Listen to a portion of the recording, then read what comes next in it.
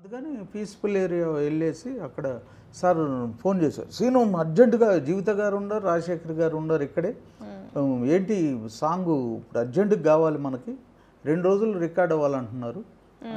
ఏ ఏ type sir అన్న, అన్నీ నీకు ఏదైతే అది తెలంగాణ ఉండాలి, ఫాస్ట్ బీట్ ఉండాలన్నా, చాలా ఫాస్ట్ బీట్. అప్పుడు నా దగ్గర ఒకటి ఉందో సార్, మరి వినిపినా అన్నాను. వినిపి అర్జెంటుగా అన్నాను. అది రికార్డు చేస్తున్నారు.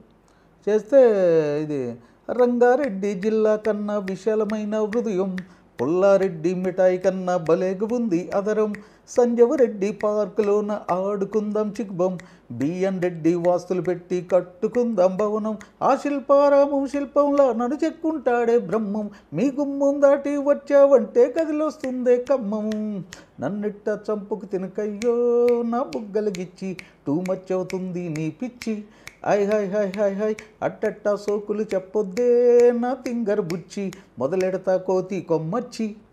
ఆ పాట, ఆ సాంగ్ జోష్లో పాడాగానే జీవిత గారు స్పీకర్ పెట్టి, జీవిత గారు ఈ రైటర్ గారు ఎక్కడుంటారు అర్జెంటుగా రమ్మని అంటుందేమో.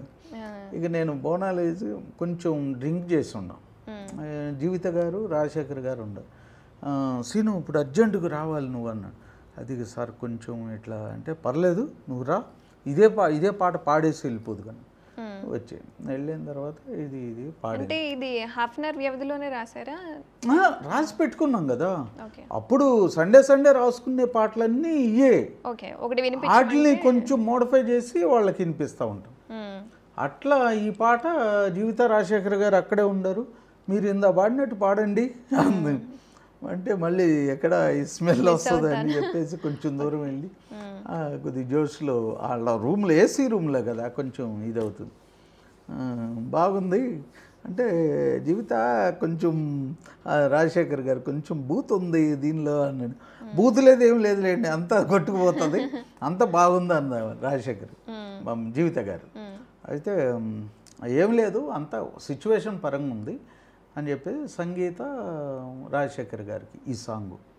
అది ఈ సాంగులో మంచి దావతల దగ్గర ఈ పాట బాగా హిట్ అయింది. ఆయుధంలో పాటలన్నీ హిట్ అండి. అట్లా ఏ పాట కావాలన్నా వందే మాతరం గారు ఫోన్ చేస్తారు. పాపం చాలా సాంగ్స్ నాకు ఆఫర్ ఇచ్చారు. ఆయనకి ఎన్ని పాటలు రాశారు? ఆయనకి దగ్గర 160 సాంగ్స్ రాశాం, చాలా సినిమాలకి. అట్లా నా ప్రయాణం తిరిగి చూసుకోకుండా చేసింది. మధ్యలో బ్రేక్ వచ్చింది. ఇది ప్రేక్షకులు, మీ ఛానల్ ప్రేక్షకులు వ్యూవర్స్కి నేను చెప్పేది ఏంటంటే, అంత స్థితి నుండి వచ్చి ఇంత ఎత్తుకి ఎదిగి, ఇంత ఎత్తు నుండి చూసుకోకుండా ఇంకా ఎదిగే టైంలో సాంబ సింగిల్ కార్డు కొడాలి నాని గారు కొడాలి నాని గారు, వంశీ గారు, వల్లభనేని వంశీ గారు వాళ్ళ టేబుల్ మీద వాళ్ళందరితో పాటు కూడా నేను భోజనం చేసిన అంత స్థాయికి వెళ్ళిపోయి. ఇది విన్నాను నేను, అంటే సాంబా మూవీకి సంబంధించి సాంబా సింగిల్ కార్డ్ అని చెప్పేసి నాకు వివి నాయక్ గారు డైరెక్టర్ గారు. ఏమైంది మరి? అదే చెప్తున్నా కదా, మనిషికి ఒక అవకాశం వచ్చినప్పుడు ఆ కింద ఆ స్థితి మర్చిపోకూడదు అంటారు. మర్చిపోలేదు కానీ కొన్ని పరిస్థితుల వల్ల నేను కొంచెం డ్రింక్కి బాగా అడిక్ట్ అయ్యాం. మర్చిపోలేదు కానీ మైమరిచినట్టు. అది వాళ్ళు ఫోన్ చేసే టైంకి అప్పటికి ఒక సాంగ్ ఓకే చేశారు వివి నాయక్ గారు, మన ఎన్టీఆర్ గారు. సాంబకే హరికృష్ణుడి కొడుకే వీడికెంతటి దుడికే, బాలకృష్ణుడి నడకే వీడి కంట్లో పడకే, ఆ పాట హైలైట్గా ఉంటుంది.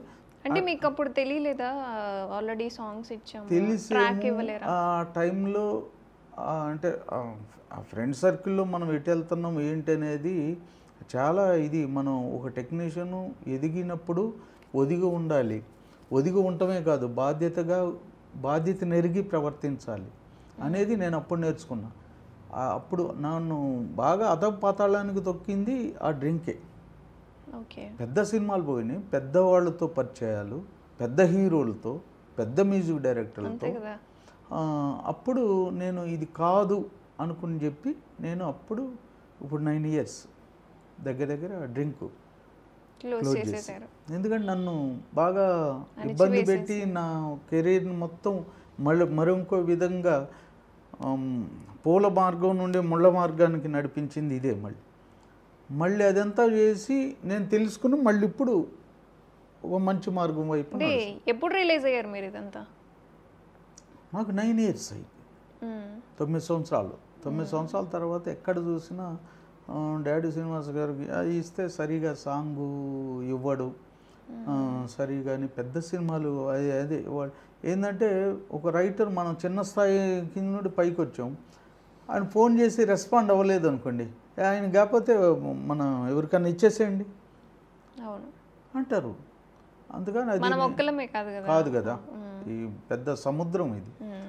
అప్పుడు నేను గుర్తెరిగి నా బాధ్యతను ఫ్యామిలీ అంతా గుర్తెరిగిన తర్వాత మా పిల్లోడికి కూడా చాలా ప్రాబ్లం వచ్చి కిడ్నీస్ ఫెయిల్యూర్, ఆ టైంకి మందులకి అప్పుడు ఇబ్బంది పడే టైంకు మా పిల్లోడు ప్రమాణం చేయించుకుని డాడీ మీరు ఎంత టాలెంటో నాకు తెలుసు, అందరికి తెలుసు, దీనివల్ల కెరీర్ అంతా స్పాయిల్డ్ అయింది, నా మందులకు కూడా ఇబ్బంది పడే స్థితికి వచ్చారు, ఇదంతా పెద్ద సినిమాలు రాసినట్టయితే మనం ఎక్కడో ఉండేవాళ్ళు, అదంతా పోగొట్టుకున్నారు, వద్దు డాడీ అని చెప్పేసి ప్రమాణం చేశారు.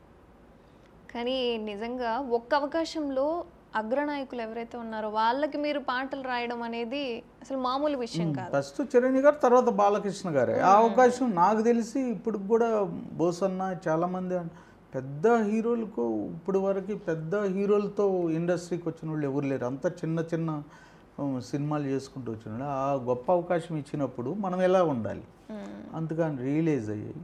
మళ్ళీ నేను నా టెక్నీషియన్లకి ఇప్పుడు ఉన్న ప్రేక్షకులకు కూడా నేను ఒకటి, మనం టాలెంటే ముఖ్యం కాదు, క్యారెక్టర్ చాలా ముఖ్యం.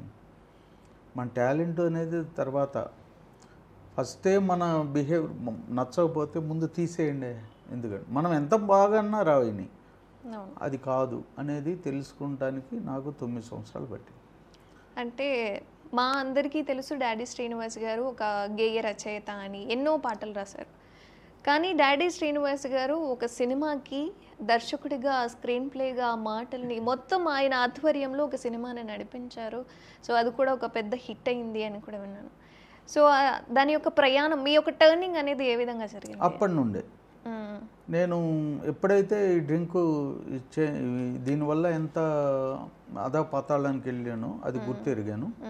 మా పిల్లోడు, మా పెద్ద కొడుకు అంటే రీసెంట్గా చనిపోయాడు, 3 years అయింది, కిడ్నీస్ ట్రాన్స్ప్లాంట్ చేసినా కానీ బతకలేదు.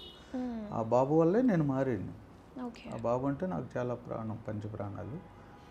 ఇక నేను ఒక సబ్జెక్టు ఒక లైన్ చేసుకుని, మనం ఈ మంచి సబ్జెక్టు డాడీ మెసేజ్ ఇవ్వాలి అన్నాడు మా పిల్లోడు.